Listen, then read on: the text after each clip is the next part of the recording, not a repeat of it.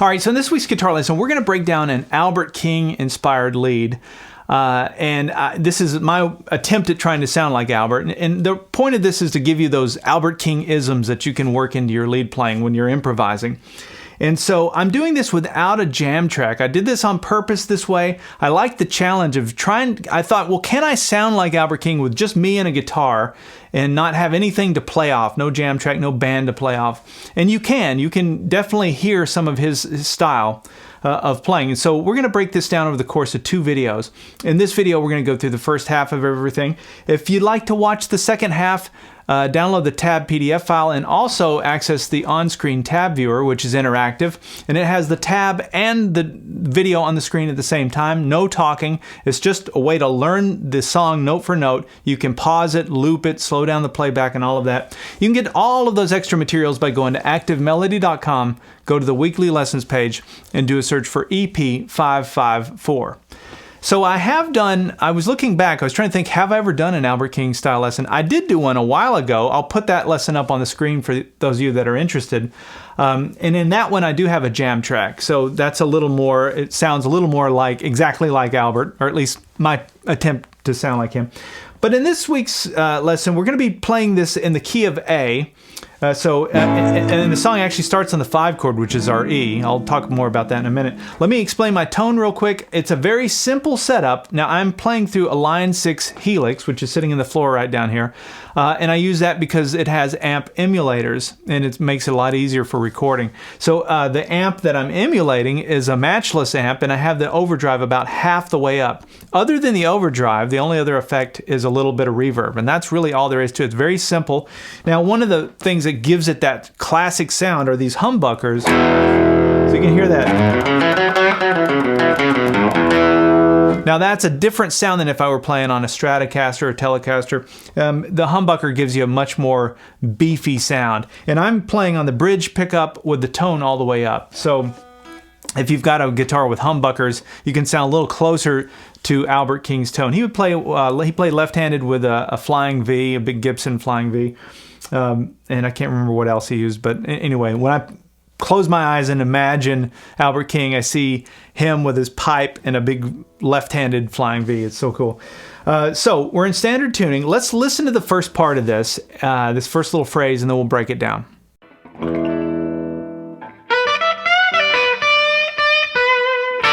Okay, so we're starting on the 5 chord. So as I mentioned, the song's in the key of A. So there's really just 3 chords that we're playing through, even though we're not actually playing any chords.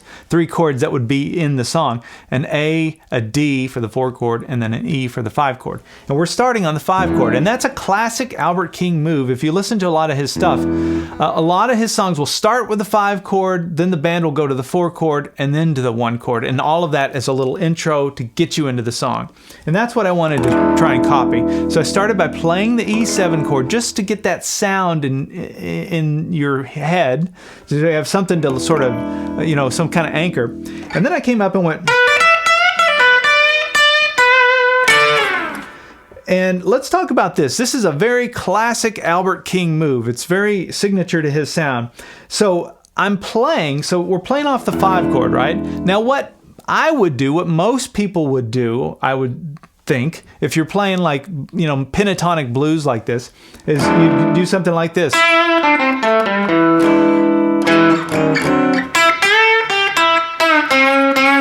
You just stay in the A minor pentatonic scale, in the key of the song. But what Albert does when the song goes to the 5 chord, even in an intro like this, he takes his minor pentatonic scale and shifts it up 2 frets.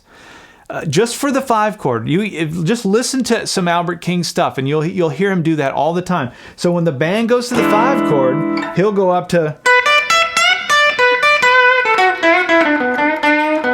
and then the band goes back to the 4 chord, and when it goes back to the 4 chord, he drops back to the key of the song. So in this case, you would just go back down 2 frets to the key of A. Right? So that's just one of those unique things to him. So I wanted to just say that. So that's why this sounds a little different. Now I'm playing, so to go up 2 frets, that would put me in B. So I'm in like the B minor pentatonic scale for this. Now I know that's weird because we're playing off of an E chord. I don't know why it works, but it does. Somebody out there will leave that in the comments, you know, specify what's going on there. But so off of the E, we're in pattern 2 of the minor pentatonic scale for B. Up in this position. So I'm in this little box here between the 10th fret and the 12th fret, and I'm really starting on strings 2 and 1. So I'm going to come up to the 12th fret 2nd string, and then so from here I'm going to go 10, 12 on the 1st string, then a full bend, and then there's a pull off, and then we come back down. So we do a pull off between the 12th fret and the 10th fret, and then come back down to the 12th fret 2nd string. So all together that goes like that. And then I hit that twice, the 10th fret 1st string, but when I'm hitting it, I'm pushing it sharp. He's always balancing between the flat 3rd and the major 3rd in whatever key that he's in. So I'll talk more about that as we get into it. But the 10th fret 1st string, and then we resolve to that 12th fret 2nd string. So all together, that first part, after we play off of this E7 chord, and then a classic Albert King move is just to slide it down. So I hit strings 1 and 2 from the 10th fret and just slid it down. And now the band, if there was a band playing, would go to the D chord, to the 4 chord. So we'd start on the 5 chord, and go down to the 4 chord. You can hear this, right? And then to the 1, right? So that's what we're playing off. There's no band. So what I'm going to do instead, after I hit that little slide, is I'm just going to go into A minor pentatonic scale and stay there for at least until we come back to the 5 chord.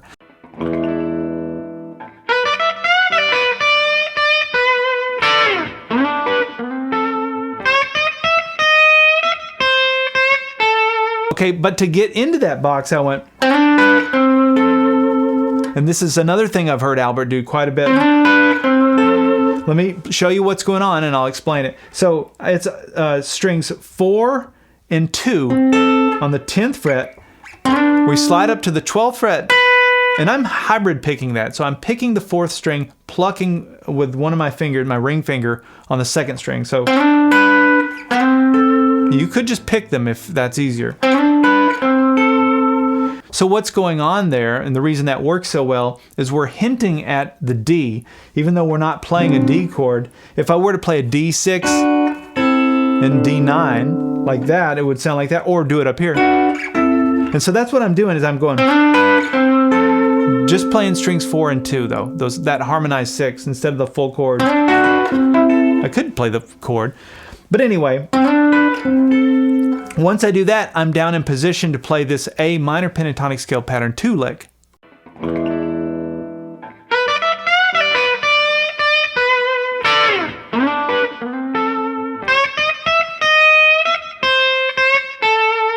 And I played it like this.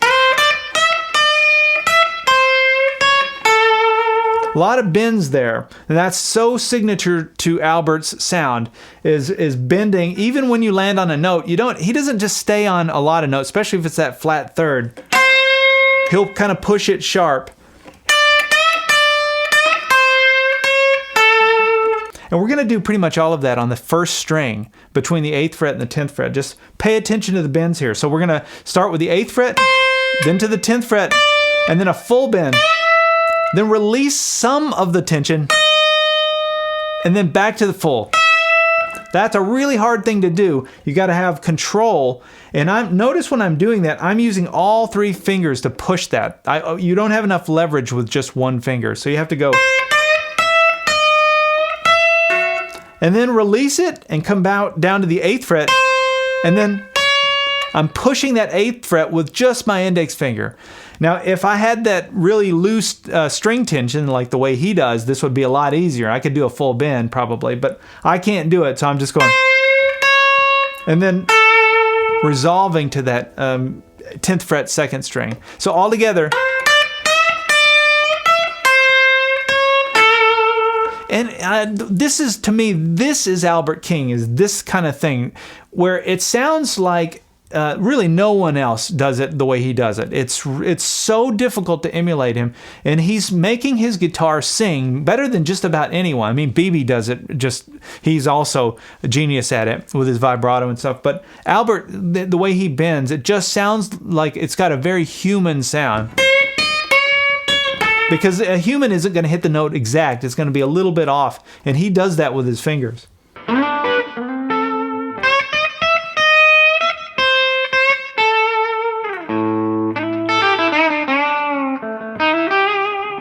So then after that, I hit the open A string, this 5th string, just to establish that now we're to the 1 chord. So I hit that and then played this. Let's look at that little lick. Another classic Albert King lick. You're not going to get through pretty much any of his songs without hearing some version of that. So we're going to bar the first 2 strings on the 5th fret, starting on the 2nd string, and then we're sliding up, and then hitting the 1st string, and then we're going to come to this 8th fret on the 2nd string, back down to the 5th fret. So here's the lick. So after that, we're going to come down to the 3rd string, 7th fret, and do a full bend, release, and play the note without the bend. And then watch this. We're coming to the 5th fret and doing a full bend there. That's a little tricky. Bending on the 7th fret, then bending on the 5th fret on the same string. So now I'm not even doing it right. I'm not even hitting the full bend. That's what I'm trying to do. And then down to that 7th fret, 4th string. So all together. And then watch this. And that's what he plays for that signifies the 5 chord. So that's all done on the 2nd string there. It's 5th fret to the 8th fret. But you can see what we're playing here is all minor pentatonic scale, pattern 1. It's just right out of that pattern 1. And so all of his stuff, pretty much all of it, is minor pentatonic scale. I mean, he'll play some major pentatonic scale stuff. It's pretty much all pentatonic stuff, though. But he has these clever ways of following the chord changes that are just so signature to his sound. So after this, then I went back to that E7 chord. Just played it a few times to get the cadence going and let you know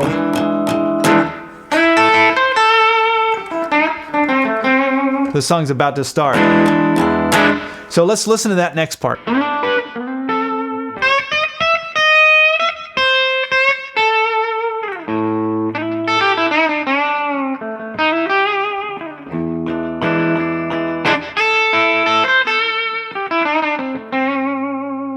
All right, so here's some more classic Albert King isms. I love it. So it's strings 1 and 2 on that 5th fret again, starting on the 1st string. When we slide into it, 1, 2, and then watch this. And you can see it's just minor pentatonic scale, pattern 1. 5, 8, 5. And then, so that's that walking right down the minor pentatonic scale. 8, 5, and then we do a bend on the 7th fret, 3rd string. So bend, play the note without the bend, 5, 7th fret, 4th string. And then this is another real classic Albert thing, is he'll hit that. Now the song is the song major, is it minor? It's sort of implied that it's major, although there are no chords underneath it. But by hitting that 5th fret 3rd string, I always hear him push that sharp, as I've mentioned. He doesn't play it straight like this. That would be more minor. But if you push it sharp, you're getting into that A major sound. But he doesn't really commit to one or the other. He just goes somewhere between the two. And a lot of blues guys will do that. Clapton does that. I hear him do that a lot, especially in the Cream era. I think he was probably pretty heavily influenced by Albert. So we have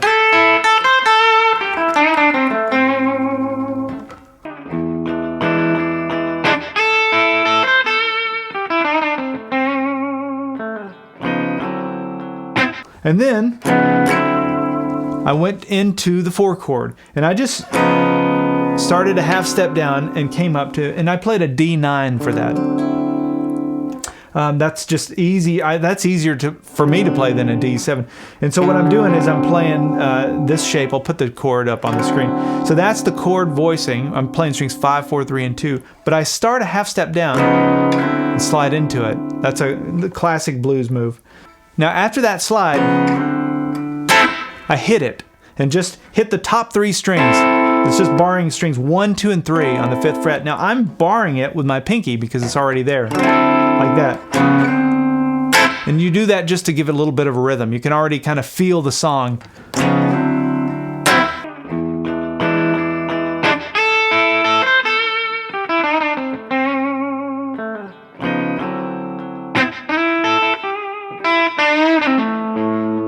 And then after that, let's look at this lick. It's the same thing we've been doing, more Albert Kingisms, but it's sliding strings 2, 1, 2 on that 5th fret, but I slid into it. And then that 8th fret 2nd string. And then I come down to the 5th fret 2nd string, and then watch this. So that's a bend, and then we're going to release with a pull off and a hammer on. So it's a full bend on that 7th fret 3rd string, and then here's the pull off and a hammer on to the 7th fret 4th string, and then that is followed up by that other A note, which is an octave lower. So that's a open 5th string. So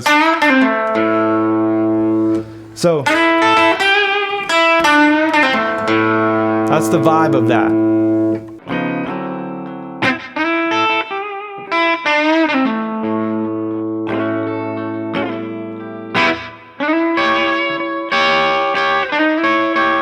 Now after that, I play, which is an A6 sliding into an A9. Not something I would necessarily associate directly with Albert, but I just wanted to give some rhythm to this thing, just so we can kind of help define the song since we don't have a jam track. So I'll put the chord voicing up on the screen for that, and we're going to slide into that, and play strings 4, 3, and 2, and then do an upstroke on the 1st string, and then slide it back down. So this is an A6, and this is an A9. Remember with your 6 and 9, those two are kind of connected. You can take your 6 chord, move it down 2 frets, and then you've got the 9 version. And that works with all the different voicings. And then I came up and played. And that's like a classic A7 triad. It's also like the intro to Red House, for those of you that know how to play that. So think of your D7 chord shape from down in 1st position. Take that chord shape and bring it all the way up here so that your ring finger and your middle finger are on the 9th fret, strings 1 and 3. And then your index finger's on the 8th fret, string 2. And I played it like this. Just kind of gave it some vibrato. Now remember, with this A6 chord, the A9 chord, and this little A7 triad, connect all of those to something so that you can use this stuff in the future. To me, it all connects to this. This is my A chord using the E shape. That's where we bar on the 5th fret. So when I'm playing that chord, I can see inside of that, I've got that A6, right? It's right there. So I can just connect the dots. In fact, it's this same chord. You just move your pinky to get to that extra note. And then I can move it down 2 frets, get the 9 chord, and then from here I can just come up to this position to get the this little A7 triad. Whatever works best for you, but marry it up with a chord shape so that you can use that going forward. Now after that, we go to the 4 chord, which is our D.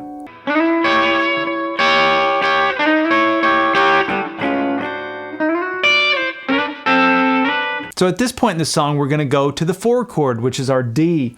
And so we were just playing our A7, and then I just went to my D7. Now I picked this because it's right next door to where I'm at. I'm always thinking about nearest neighbor. I keep saying that in lesson after lesson. But I didn't want to come down here and play D.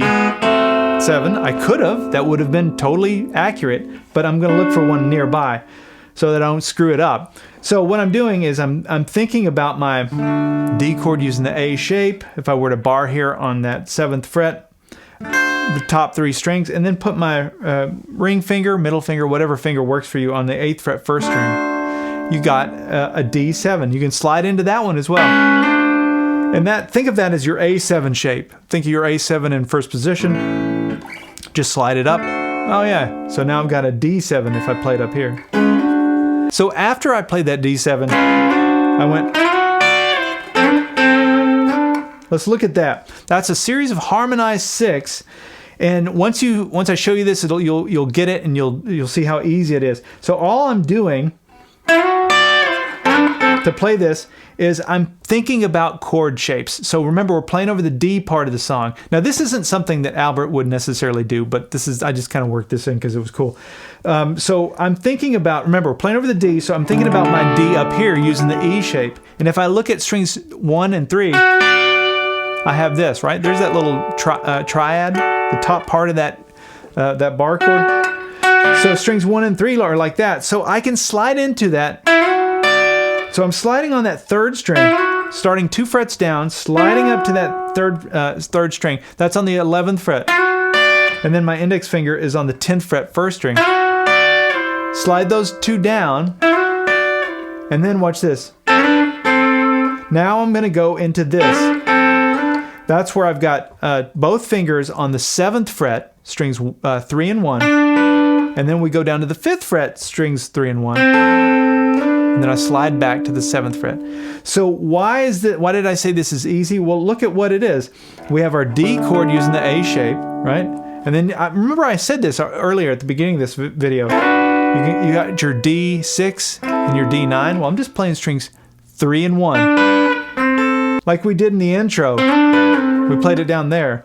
So that's where those two come from. And then these two are coming from this shape.